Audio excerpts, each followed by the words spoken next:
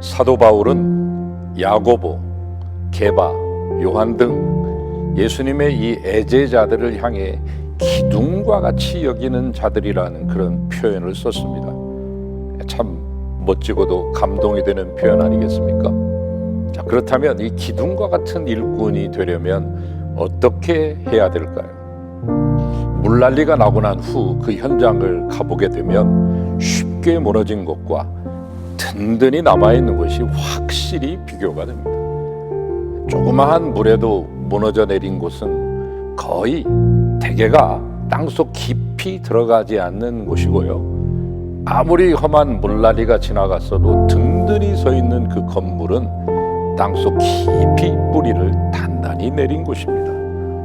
그러므로 기둥과 같은 일꾼이 되려면 먼저 이 뿌리를 깊이 박아야 합니다. 깊이 박힌 뿌리는 모든 이에게 영양소를 골고루 공급해 줍니다.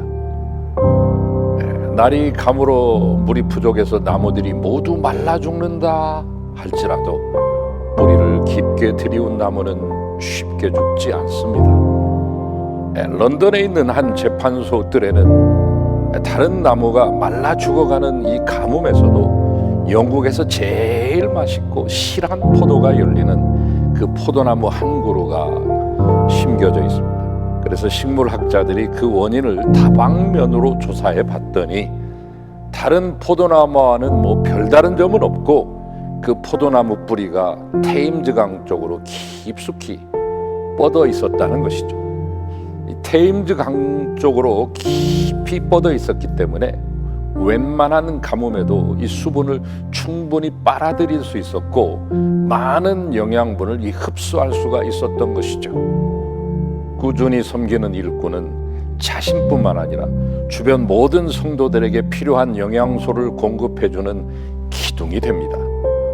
이렇게 뿌리 깊은 일꾼들이 있는 교회는 부흥이 안 될래야 안 될 수가 없고 축복을 못 받을래야 못 받을 수가 없는 것이죠. 주님께서 시절을 조차 과실을 맺도록 풍부한 물을 공급하시기 때문입니다. 얼핏 보면 나무와 나무 사이가 많이 떨어져 있습니다.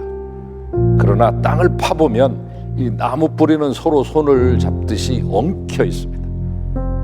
보이지 않는 사랑을 서로 주고받는 것이죠. 교회의 일꾼들이 그러해야 합니다. 일꾼은 자기 범위 안에 들어온 약한 자가 보이면 그 누구도 모르게 슬며시 손을 잡고 그를 도와줘야 됩니다. 그것이 그리스도의 진정한 사랑 나누기입니다. 부자재는 움직여도 건물에 지장을 주지 않습니다. 그러나 기둥이 움직이면 모든 것이 다 무너져 버립니다. 사병 100명이 죽어도 전투는 계속되지만 통솔자 1명이 죽으면 그 전투는 오합지졸이 되고 맙니다. 여러분 모두는 통솔자이십니다. 어떤 어려움이 온다 해도 움직여서는 안 됩니다. 에이 다른 데 가서 통솔자 하면 되지 하는 이러한 안이한 사고방식은 기둥의 생각이 아니라 부자재의 생각일 뿐입니다. 세월이 오래되면 벽돌이나 창틀은 허물어져 가도 기둥은 무너지지 않습니다. 기둥은 창과 벽돌을 연결해주며 오른쪽 벽돌과 왼쪽 벽돌을 연결해줌으로써 완전한 집을 만들어주는 그런 역할을 합니다. 그러므로 기둥된 일꾼은 가난한 자와 부자를 서로 연결하여 그리스도의 사랑을 나누게 하고 믿음 있는 이와 믿음 없는 이를 맺어주는 연결고리 역할을 해야 합니다. 변함없이 기둥 역할을 다 한 자에게는 시절을 조차 과실을 맺는 축복과 잎사귀가 마르지 않는 형통의 복을 주십니다. 우리 믿음의 뿌리를 더 깊게 내립시다.